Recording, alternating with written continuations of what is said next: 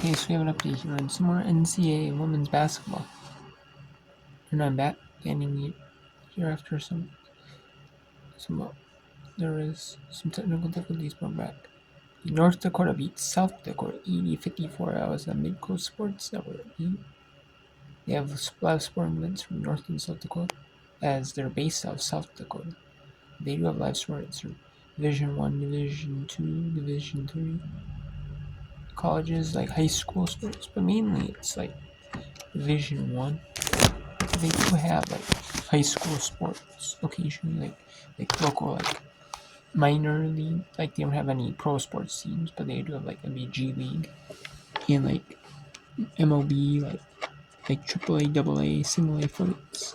They do have games from those affiliates if they're ones that are not over the air. Covered by, you know, I mean they might have first rights, pick maybe. You know, or something, or unless the team signs with like another sport team. You know, but either.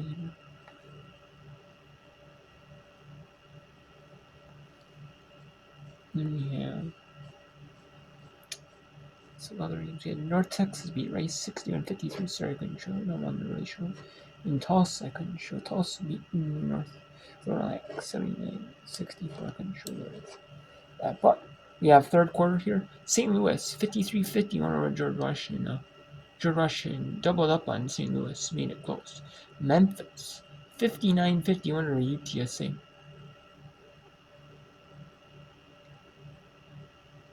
It was close.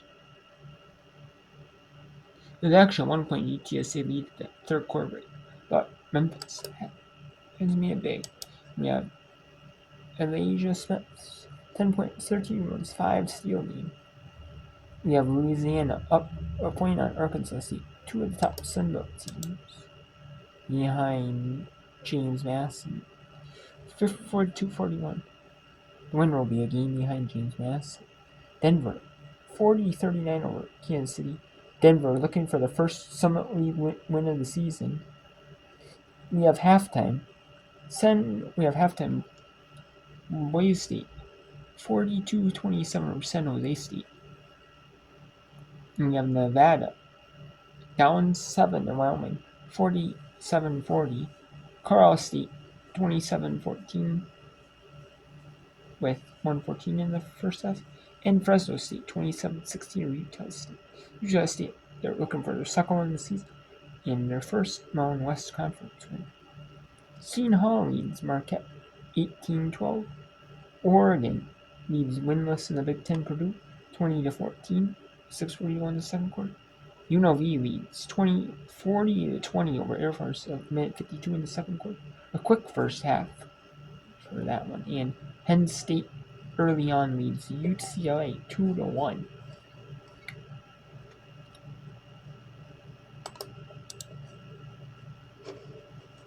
And let's maybe we'll bring it later.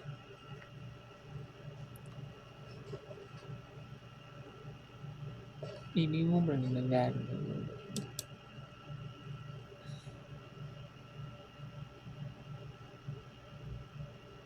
Burger King has a deal for all. TSA coming out of the timeout. Yeah, switching it up a little bit. Trying to speed Memphis up. And nearly a steal. Trey Draper nearly catching that basketball as it was knocked out of bounds.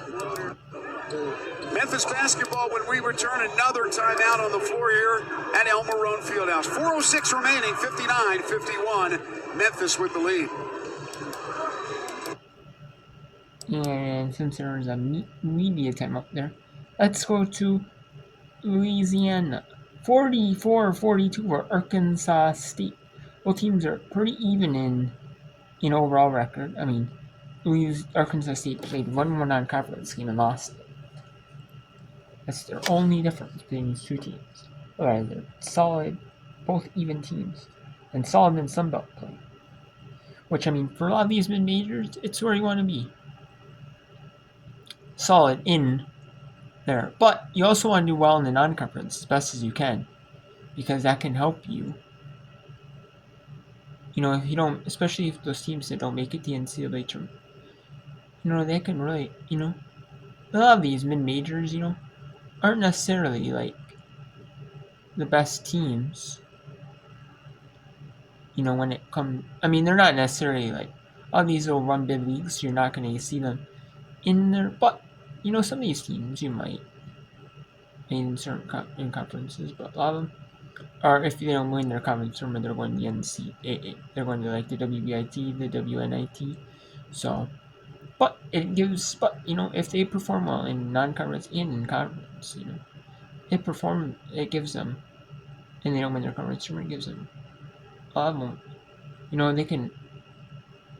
It helps them get a good spot, guaranteed spot in the tournaments, especially the WNIT, because they do an automatic bid for one team in every conference, and it can help them. The WBIT, WNIT, get them actually some spots in those tournaments. Which, I mean, it's kind of what those tournaments are more designed for. Yeah, you do see some power conference teams like Big 12, Big 10, BC, SEC, Big East, but Big East, but basketball, those are the power conferences. But I mean, but I mean, that's what the tournaments are designed for, kind of mid-majors. But you do see some power conferences, but mid-majors as well, which is not awesome to see.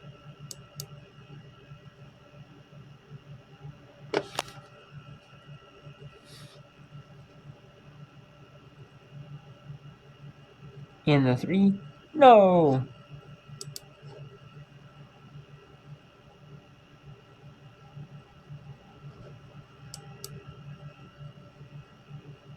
Okay, so now let's go to this one. Memphis. Yes! 3-pointer Memphis. And they're up 11 here.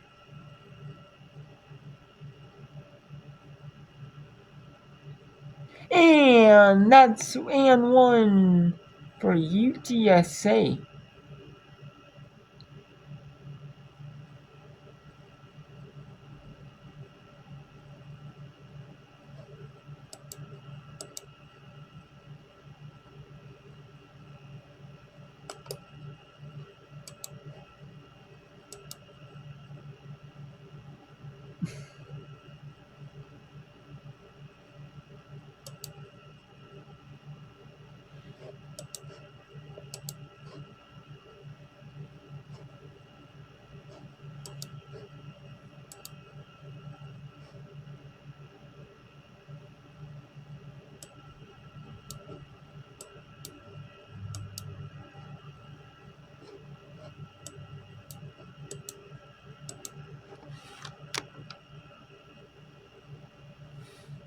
Can you say with the ball now?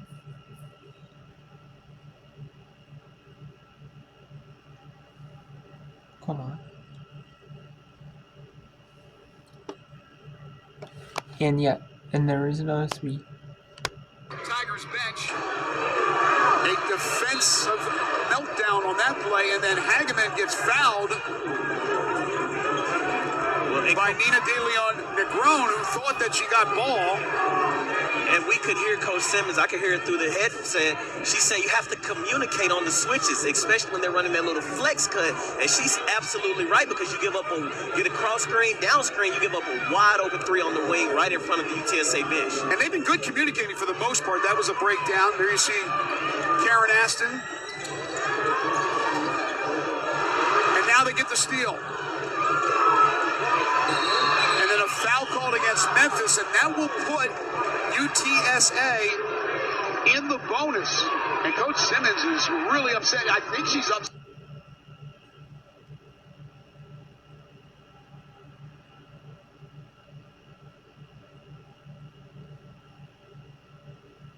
at Jeffrey Smith for making that call. She didn't think it was a foul. They They had Nina trapped with 3 players, and she's bailed out. That's 5 fouls on the Tigers. And Memphis has to do a better job at not leaving Didi and their Tanyelle and the guards back there, because now they can't see when they're trapping. Looked like Bowler from that replay pulled her down. So that was on Bowler. That's her 4th foul. 2 of the officials tonight, Teresa Stuck, Karen Prieto, along with Jeffrey Smith, your officiating crew here in Memphis.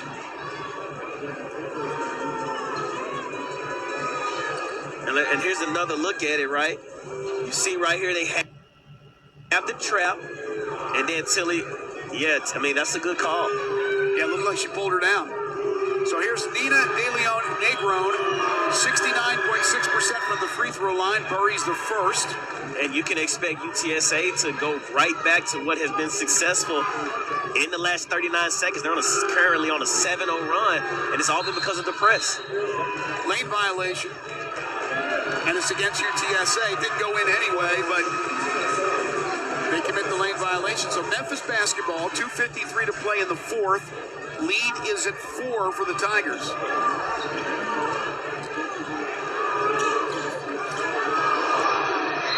Nearly a steal. They call it jump ball, and Memphis will retain possession. So Memphis is starting to make those desperation passes, Trey, getting themselves into trouble. The turnover count now, 20 for the Roadrunners, 18 for Memphis. And that's where Tanya Welch or Didi Hageman has to go get the basketball. You can't just keep throwing wild passes. You got saved by the jump ball there. But the game is on the line. You need the ball in the hands of your guards. Little blood situation right now with Didi Hageman, so they're going to allow her some time to fix it and put a Band-Aid on it. We have had a heck of a battle here tonight in Memphis. UTSA again coming in at 5-0, perfect 5-0 in conference play, 14-2 overall. Last year here in Memphis, the Tigers knocked off the Roadrunners 60-53. So a little bit more scoring tonight, but pretty similar in the way that game was played last year. Yeah, I mean, and you said it. They may just have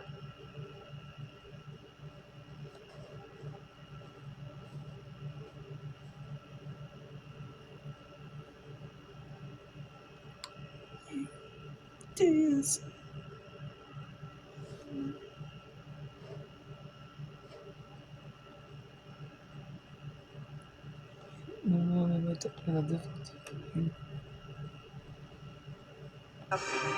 Memphis number, right? It's still a long way to go.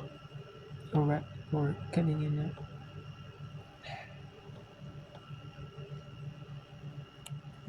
Oh, but Memphis has UTSA's number. Memphis has UTSA number, right? And I mean, it's just really good basketball. And sometimes